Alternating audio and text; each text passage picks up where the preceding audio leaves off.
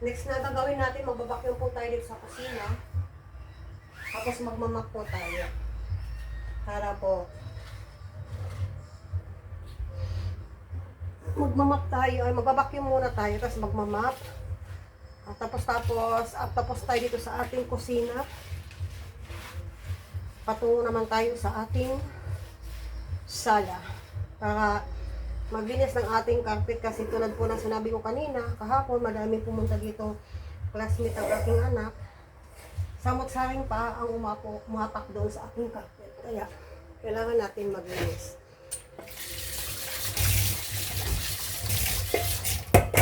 Magbabacuum naman po tayo muna. Ayan, magbabacuum tayo.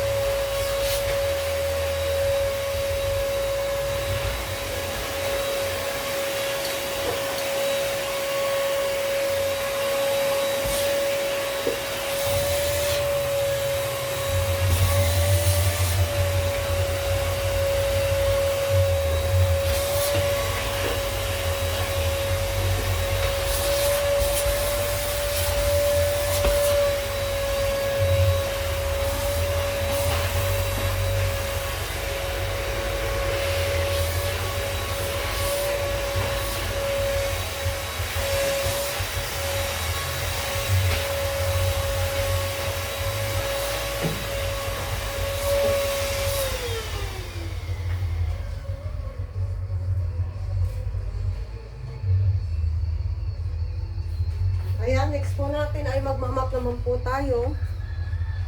Ayan po, magmamap tayo. Tapos, sprayan po natin siya ng Lysol. Lysol po yung lagay dito. Nakalagay lang siya sa Mr. Mask.